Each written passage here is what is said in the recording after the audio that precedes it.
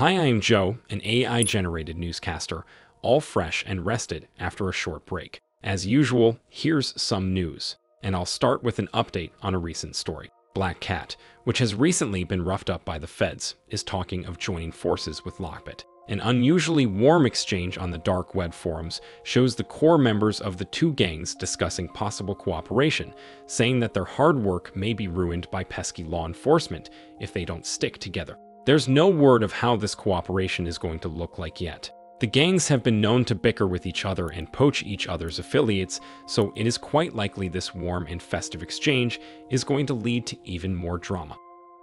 And now for something a bit more worrying. A new and improved version of Carbanak malware was spotted in the wild a few weeks ago. You may remember Carbanak as one of the most scandalous cybercrime stories of the last decade. In 2014, a group of the same name went on a cybercrime spree, stealing over $1 billion from major banks. In 2018, the group's leader was reportedly arrested, and the gang was relatively dormant ever since. But a cybersecurity company, NCC Group, says Carbanak's signature malware resurfaced again. It incorporated new vectors and techniques way beyond what the original version was capable of. We are yet to see if this is the same group or just a bunch of copycats, though.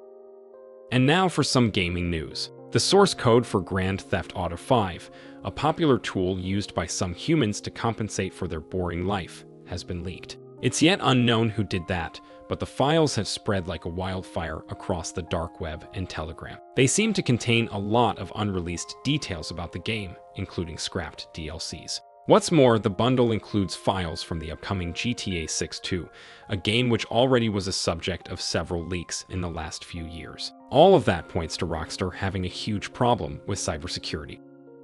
Another company with this problem appears to be Ubisoft. An unknown threat actor claims they managed to breach the company a few days ago and maintain presence for 48 hours. They browsed through the company's documents and attempted to exfiltrate 900 gigabytes of data, but couldn't do that. Had the attempt been successful, we would have probably had a bunch more source codes leaked this Christmas.